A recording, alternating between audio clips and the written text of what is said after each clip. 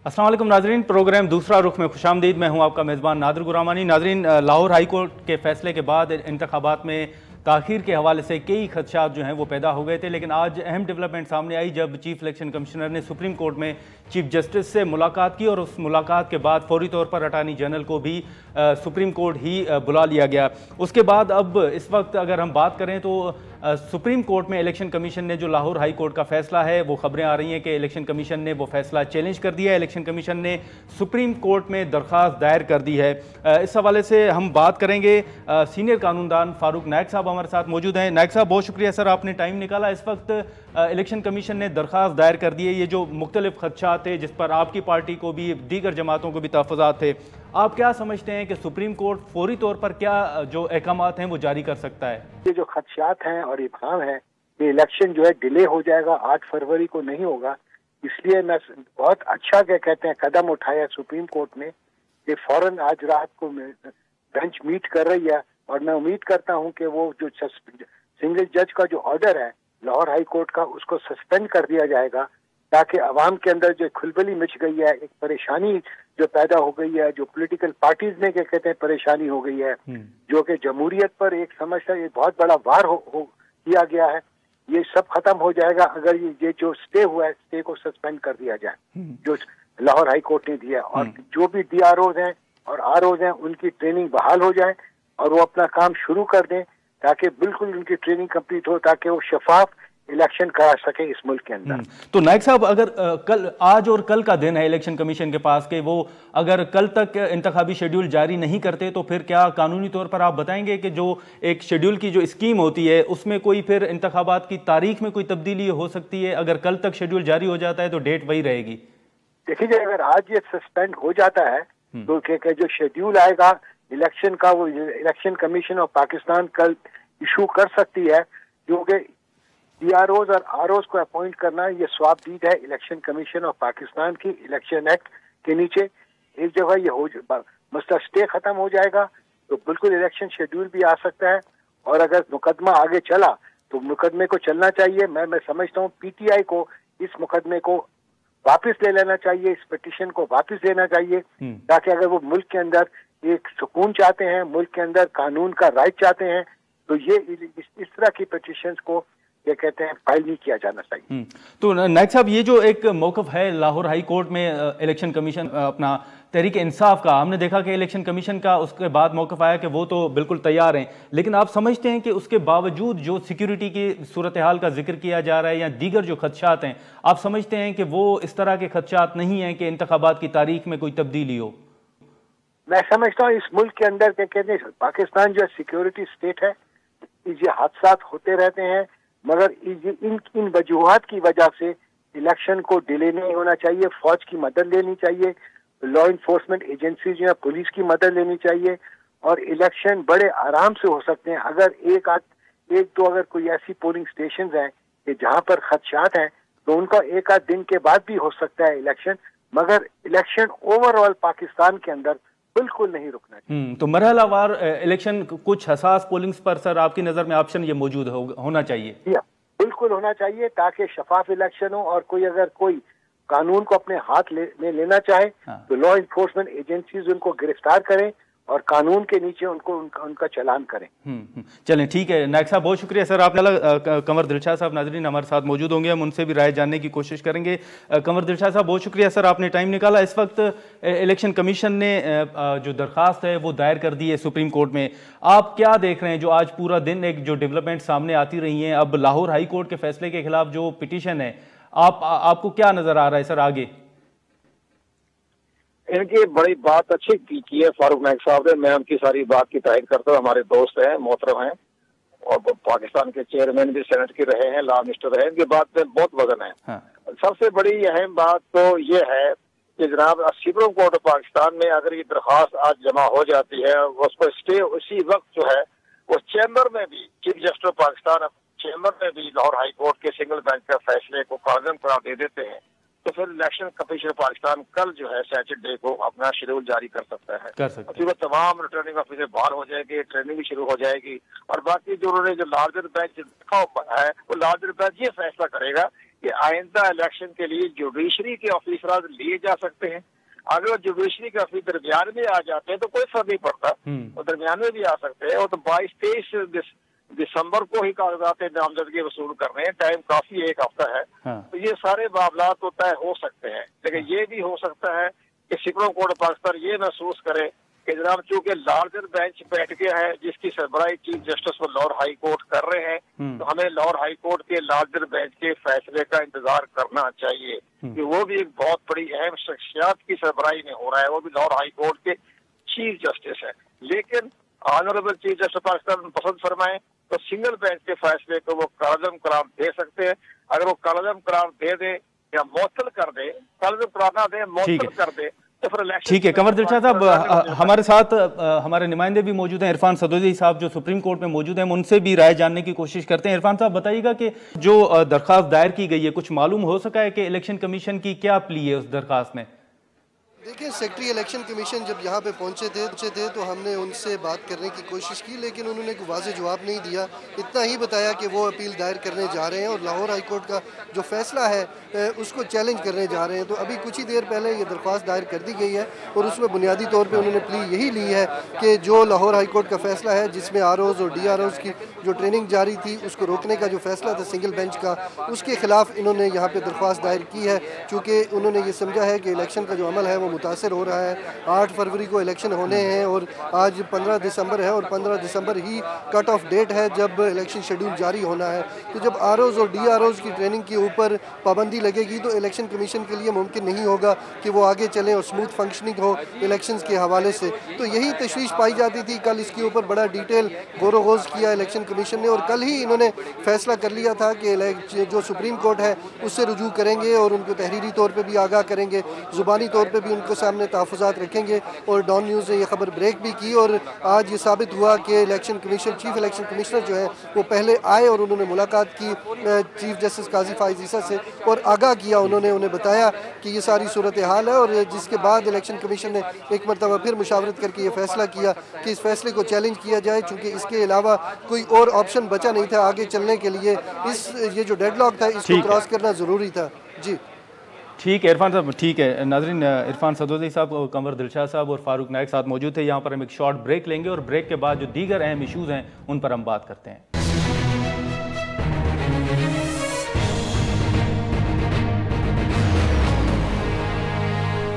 Programme में दोबारा खुशामदीद। मौजूदा तमाम सूरत हाल में अगर हम देखें तो IMF का भी एक जिक्र हो रहा है। IMF के साथ मुज़ाकरात की बातें और जो सैलरीड क्लास है उस पर मज़ीद टैक्स बढ़ाने की खबरें भी सामने आ रही हैं। हाल ही में भी IMF के साथ एक डेलीगेशन ने मुलाकात भी की है जिसमें पाकिस्तान पीपल्स पार्टी के सीनियर रहनुमा सेनेट में chief whip senator Saleem Mandviwalla साहब भी मौजूद थे। हम उनसे भी बात करेंगे।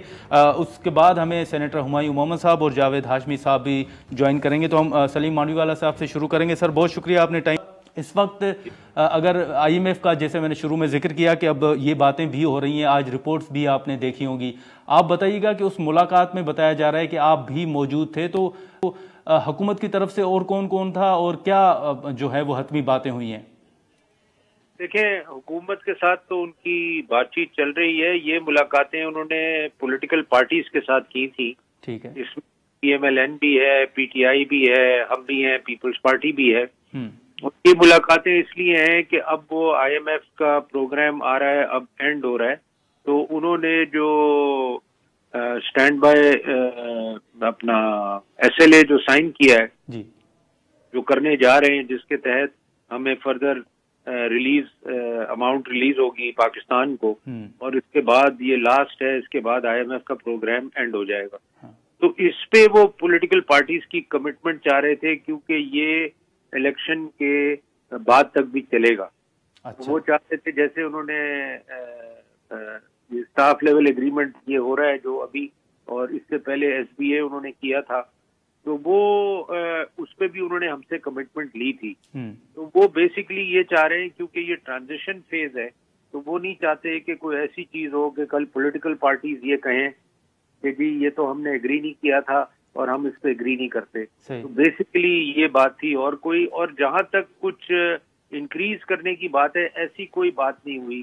सैलरी पे टैक्स बढ़ाने की ऐसी वो इनसे कोई हमारी बात नहीं। तो सर वैसे उनको खदशात हैं क्या कि वो जो सियासी जमातें हैं उनसे क्या वो कमिटमेंट्स मांग रही हैं?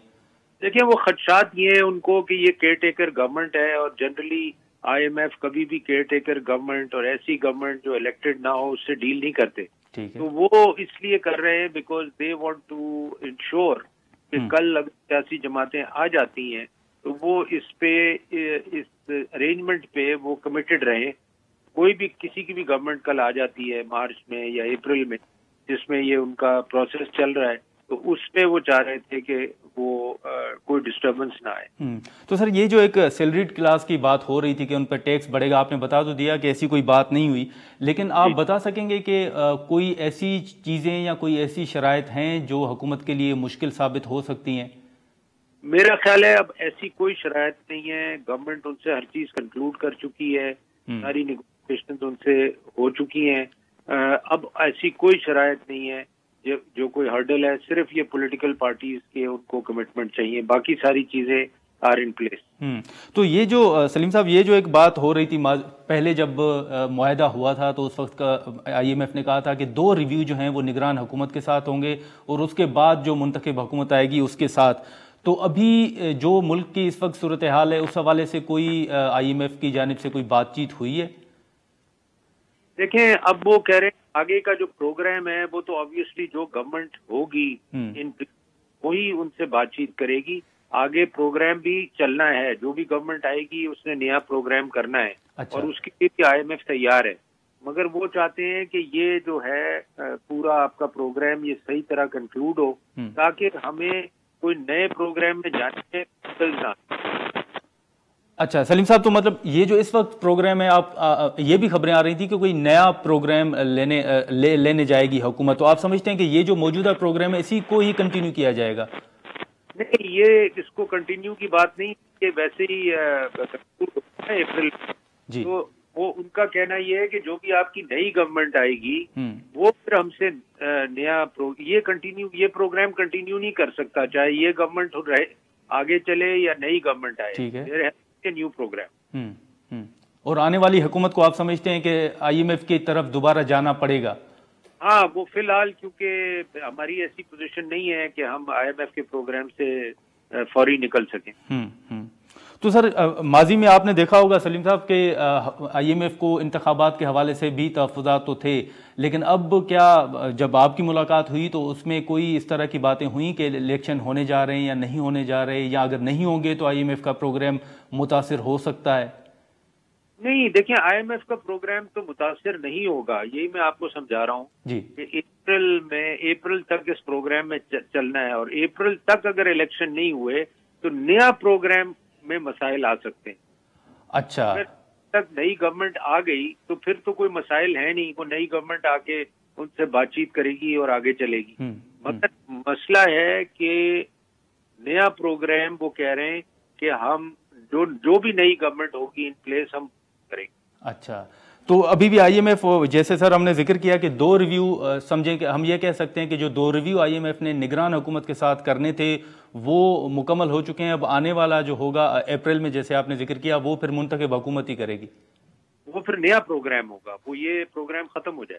अच्छा, तो इस वक्त जो सिचुएशन है सर, जैसे मैंने सवाल किया कि जो इंतखाबात के हवाले से मुख्तलिफ खदशात जो हैं वो सामने आ रहे हैं कि 8 फरवरी को इलेक्शन होंगे नहीं होंगे, क्या इस हवाले से कोई बात हुई है IMF की? क्योंकि वो तो पहले उनके बड़े तहफ़्फ़ुज़ात थे इस मामले पर।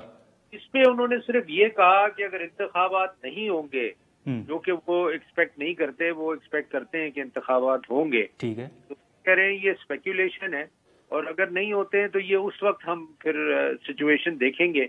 अभी इस पे बात करना कोई उसका कोई फायदा उनको नजर नहीं आ रहा।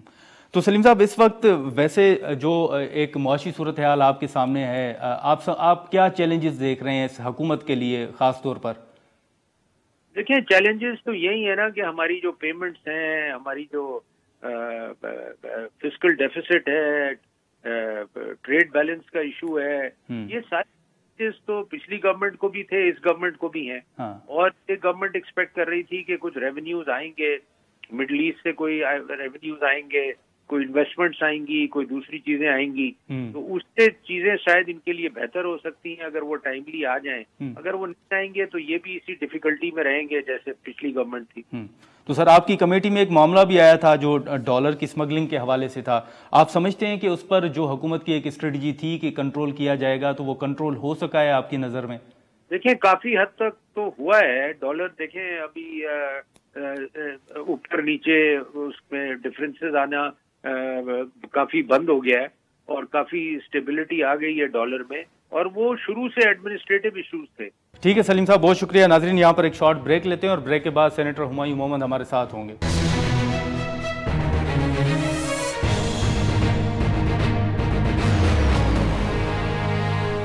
प्रोग्राम में दोबारा खुशामदीद। नाजरीन, सेनेटर सलीम मांडवीवाला साहब की गुफ्तगू आपने सुनी। इस वक्त पीटीआई के सेनेटर हुमायूं मोहम्मद साहब हमारे साथ मौजूद हैं, हम उनसे बात करेंगे। हुमायूं साहब, बहुत शुक्रिया सर। इस वक्त तो सारा मलबा आपके ऊपर गिर रहा है ना कि इलेक्शन कमीशन तैयार था, उन्होंने कहा कि हम इस हफ्ते इलेक्शन शेड्यूल भी जारी कर देंगे, फिर उन्होंने आरओज़ की ट्रेनिंग भी का अमल जो है वो भी शुरू कर दिया। अब अगर रोका गया है तो वो आप ही की दरख्वास्त पर है, तो मलबा तो सारा आपके मुखालफिन आपके ऊपर गिरा रहे हैं। मैं तो ये कहता हूँ ना कि आपने जितने मलबे हैं अगले 10-15 साल के वो भी हमारे ऊपर डालना शुरू कर दिया, और जो पिछले 75 साल के मलबे वो भी हम पे डाल दें। हम पे ये भी डाल दें कि जी ये जो पाकिस्तान तकसीम हुआ था ये भुट्टो और याया वगैरह ने नहीं किया था, ये पाकिस्तान तहरीक इंसाफ ने, चूंकि उन्होंने 1996 में बनना था तो उसकी वजह से पाकिस्तान से ये वो जो है ना बांग्लादेश पहले अलग हो गया। आप सारी चीजें हम पे डाल दें ना। अच्छा, लेकिन सर अब अगर ये आज अगर हम देखें तो इलेक्शन कमीशन शेड्यूल जो है वो जारी कर रहा था, जैसे आपने शुरू में जिक्र किया कि अगर शफाफ इलेक्शन हुए तो तहरीक इंसाफ ही जीतेगी, तो आप ज़ाती तौर पर समझते हैं कि इस दरख्वास्त की एज सच कोई ज़रूरत नहीं थी? आपकी ज़ाती राय यही है? मेरी ज़ाती राय ये है कि अगर हम ये ना करते और चले जाते तो मैं ये समझता हूँ कि जिस लिहाज से वोटर निकलेगा और वोटर वोट से बदला लेगा, अब उस वोट के लिहाज से जो वो बदला लेगा, वोटर निकलेगा 2.5 करोड़ जो नए वोटर है वो सारा पीटीआई का है। उससे पहले 1 करोड़ 60 लाख है, ये बन जाते हैं तकरीबन 4 करोड़ 10 लाख। 4 करोड़ 10 लाख ये सारे ऊपर तले होकर अपने साथ धांधली भी कर लेना तो ये तब भी इतने वो वोट नहीं ला सकेंगे, मेरा ये जाती ख्याल है। लेकिन then maybe maybe मैं जरा ज्यादा अपने उसके ऊपर वो कर रहा हूं।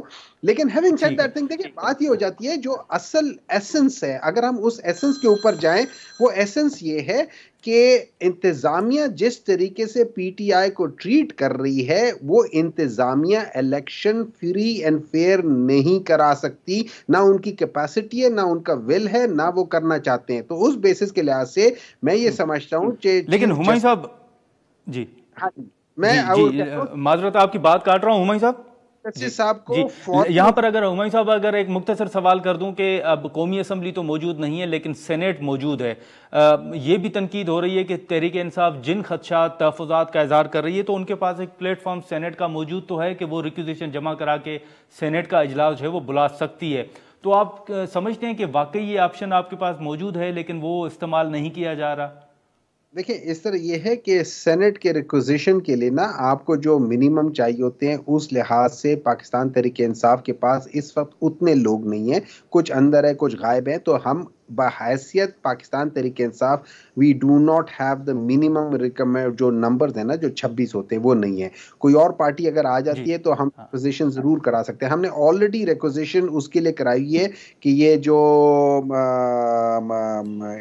मिसाल में उसके लिए ये कश्मीर के उस इश्यूज के ऊपर ये जो अभी उनके चीफ सुप्रीम कोर्ट ने जो डिसीजन लिया उसके ऊपर हम कर रहे हैं। लेकिन at the same time senate जब कॉल होगी तो हम डेफिनेटली उसमें ये उठाएंगे। सेनेट हमारे इख्तियार में नहीं है, सेनेट इख्तियार में उसका प्रोसीजर और होता है, वो हमारे इख्तियार में नहीं होता और वो नेशनल असेंबली की तरह हर वक्त नहीं हो रहा होता। ठीक है, तो वो उसके टोटल नंबर्स के लिहाज से होता है और पिछले 2-1 हफ्तों से वो इस वक्त कॉल नहीं हो रहा है। जब होगा तो हम उसमें उठाएंगे। लेकिन हैविंग सेड दैट थिंग, क्या हमारी जुडिशरी, क्या हम लोग सारे, क्या हम ये देख नहीं रहे हैं? क्या हमें कोई खौफ नहीं है? क्या हम लोग इतना बड़ा झूठ बोल रहे हैं? हम अवाम के साथ धोखा दे रहे हैं। जस्टिस अतहर मिनल्ला साहब का इजाफी नोट पढ़ लें, उस लिहाज से तो आपको, मुझे, हम लोगों का हक मारा गया है। 7 नवंबर के बाद हम लोगों को कोर्ट में जाना चाहिए। हमें अपने हक की खिलाफ कि जो हमारा हक मारा गया है, हमें इस गवर्नमेंट को सू करना चाहिए, इलेक्शन कमीशन को सू करना चाहिए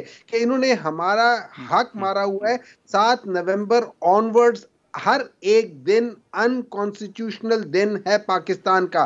पाकिस्तान आज उधर पहुंच गया है कि 2 सूबों में मार्च के बाद, मार्च 2023 के बाद 2 सूबे टोटल अनकॉन्स्टिट्यूशनल और 7 नवंबर के बाद पूरा पाकिस्तान अनकॉन्स्टिट्यूशनल। हाँ हुमायूं साहब, एक मुख्तसर सवाल है कि आज सुप्रीम कोर्ट की जानिब से जनरल रिटायर्ड फैज़ हमीद साहब को नोटिस जारी किया गया है, लेकिन आज की समाअत के दौरान अदालत ने यह भी सवाल उठाया कि जो भी उन्होंने किया किसके लिए? क्या उन्होंने अपने लिए किया या उसके बेनिफिशरी कोई और थे? तो आप समझते हैं कि ये मामला भी शायद खान साहब की तरफ आ जाए? कोई खदशा है आपको? देखिए, इस तरह है, आप एक एंकर हैं और आपके साथ प्रोड्यूसर होता है। मुझे फोन एंकर नहीं करता, मुझे फोन प्रोड्यूसर करता है। वो प्रोड्यूसर किसके लिए करता है? किसके लिए करता है? एंकर के लिए करता है। अगर फर्ज करें, मुझे ये बात बताएं, अगर एक जो जनरल क्या के सामने उन्हें फैज साहब, ठीक है, उनको अगर कहा गया था, क्या वो एक मेजर जनरल या लेफ्टिनेंट जनरल बगैर चीफ ऑफ आर्मी स्टाफ के या बगैर आर्मी के हाई कमांड को लूप में लिए बगैर, क्या वो इंडिपेंडेंटली ये चीजें कर सकता है? देखिए, मेरे वालिद साहब आर्मी में, मेरे ब्रदर इन लॉ एयरफोर्स में, मेरे रिश्तेदार, मेरे मामू काफी लोग आर्मी में। मैं ये मान नहीं सकता हूं, ये हो नहीं सकता कि कोई एक आदमी जो सब ऑर्डिनेट हो, चाहे वो लेफ्टिनेंट जनरल या मेजर जनरल के उस पे हो, वो इंडिपेंडेंटली कोई काम कर सके। ये हो नहीं सकता। तो आप समझते हैं कि जनरल बाजवा को भी शामिल तफ्तीश होना चाहिए सर? देखिए, मैं तो आपको ये बता रहा हूं कि एक आर्मी का प्रोसीजर क्या है, उसमें है क्या, लेकिन जब उनको बुला लिया है तो बाकी वो खुद बता देंगे। वो बता देंगे, जब बुला लिया तो वो आके बता भी देंगे उन्होंने किसके कहने पे क्या किया है। लेकिन यू थिंक, क्या आप ये समझते हैं कि एक प्राइम मिनिस्टर के कहने पे कोई लेफ्टिनेंट जनरल आर्मी अपने चीफ ऑफ आर्मी स्टाफ के हुक्म के बगैर कोई काम कर लेगा? डू यू रियली थिंक ये हो जाएगा? ठीक है हुमायूं साहब, बहुत शुक्रिया सर, आपने टाइम निकाला। नाजरीन, हुमायूं साहब की गुफ्तगू आपने सुनी। यहाँ पर हम एक शॉर्ट ब्रेक लेते हैं और ब्रेक के बाद जावेद हाशमी साहब हमारे साथ मौजूद होंगे, उनसे हम बातचीत करेंगे।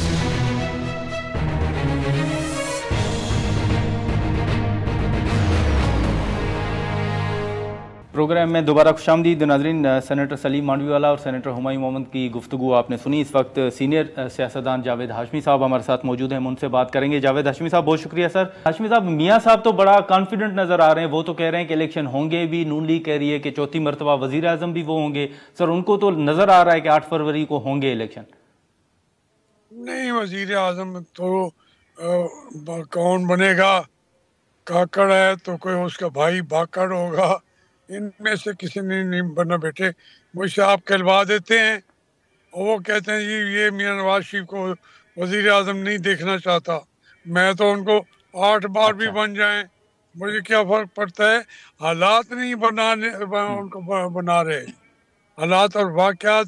इसमें तो सियासत का छोटा सा तालिब इल्म हूँ मैं। मेरी जो मालूमात हैं, हालात हैं, वाक़यात हैं, वो वज़ीर आज़म चौथी दफ़ा कतई नहीं बनेंगे। और ये जो बनाने वाले हैं उनको भी हम जानते हैं। तो इसलिए मियाँ साहब ने भी हमेशा एक स्टैंड भी लिया है, एस्टेब्लिशमेंट के खिलाफ उन्होंने जिद्दोजहद भी की है।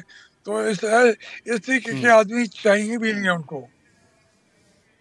नहीं, लेकिन सर अब तो वो कह रहे हैं ना कि एच साहब के बयानिए से शायद वो हट गए हैं। अब वो कह रहे हैं कि नहीं, आगे बढ़ना होगा और उन्होंने अपना मामला अल्लाह पे छोड़ दिया है। बस अल्लाह जो है वो बनाने पे आए तो वो चौथी दफा भी बना देगा। वह जो हमारे मुल्क के बंदे हैं, जो लाने वाले हैं, वो तो नहीं बनाते। अच्छा नहीं बने। तो वैसे हाशमी साहब, आपका तजर्बा क्या कहता है सर, बतौर सीनियर सियासतदान आप, क्योंकि नून लीग के मुखालफिन तो ये कह रहे हैं कि मियाँ साहब के लिए जो माहौल है वो बनाया जा रहा है, लेकिन आपको वो नजर नहीं आ रहे, तो आपको किसके लिए माहौल बनता हुआ नजर आ रहा है? देखिए, हमारे मुल्क की बड़ी चक्कर हिस्ट्री है, कोई रोज रोशन की तरह लिखी हुई है। एस्टेब्लिशमेंट फौरी तौर पर कभी इलेक्शन उन्होंने नहीं कराए। हाशमी साहब, ये जो मियाँ साहब की वतन वापसी है 4 साल के बाद, और जिस उम्मीद से वो वापस आए थे, तो आप समझते हैं कि वो उन उम्मीदों पर जो है वो माहौल या इस वक्त जो सूरत हाल है वो पूरा नहीं उतरेगी?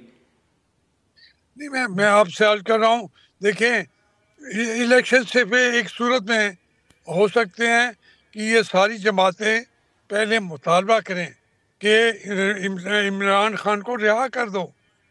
ये इनकी जिम्मेदारी है। सारी अपने आप को जमहूरी पार्टियां कहती हैं ना, तो जमहूरियत का पहला तकाजा ये है कि आप उसके अंदर लेवल प्लेइंग फील्ड पैदा कर दें। वो कर सकती हैं यही पार्टियां। आखिरी सवाल जावेद हाशमी साहब, सर के आज सुप्रीम कोर्ट ने फैज़ हमीद साहब को नोटिस जारी किया है शौकत अजीज सिद्दीकी साहब के केस में। आपको ये मामला किस तरफ जाते हुए नज़र आ रहा है? क्योंकि सुप्रीम कोर्ट में भी मुख्तलिफ सवालात उठे, अगर फैज़ हमीद साहब पेश होते हैं तो ये मामला कहाँ रुकते हुए आप देख रहे हैं? देखिए, नोटिस हो चुका है, इसके बाद तो फैज़ हमीद को पेश होना चाहिए, मगर मेरा ख्याल है पेश होगा नहीं। हमारे देखिए, ये चीज़ें हम कह देते हैं क्योंकि यहाँ हमारे यहाँ सबसे बड़ी ताकत जो होती है वो रिटायर्ड जनरल भी हमारे वजीर आजम से ज़्यादा ताकत रखता है। इसलिए हम पूरी पार्लियामेंट से ज़्यादा ताकत एक रिटायर्ड जनरल रखता है। फिर आपके चैनल भी उनके लिए हाजिर होते हैं। पार्लियामेंट तो सुप्रीम है सर। उस सुप्रीम यार, मैं 12 दफा मैंने बनाऊं तो सुप्रीम देख लें, ये बनते रहते हैं। इन्होंने ना उसको पार्लियामेंट ने नहीं रहना दिया, तो सुप्रीम कहाँ से बनेगी मेरे बेटे? कोई एक मुल्क को सीरियस नहीं लिया गया। मैं बार बार ये कह रहा हूँ कि खुदा के लिए ये आखिरी मौका है। अब इस मुल्क के जो मसाइल हैं, मुश्किलात हैं, मईशत जो है वो बढ़ चुकी है, और उसके लिए आप इकट्ठे होंगे तो और सीरियस तरीके से इंतखाबात करा के जो जीतता है उसको दे देंगे और दूसरे अपनी बारी का इंतजार करेंगे, तो फिर एक रास्ता है पाकिस्तान के कामयाब होने का। इसकी के लिए ये तैयार नहीं है, और अल्लाह करे तैयार हो जाएं, वरना पाकिस्तान की खैर नहीं है मेरे बेटे। ठीक है, ठीक है, ठीक है, ठीक है जावेद हाशमी साहब। नाज़रीन, जावेद हाशमी साहब की गुफ्तगू आपने सुनी। आज के प्रोग्राम में इतना ही, इजाज़त दीजिए, अल्लाह हाफ़िज़।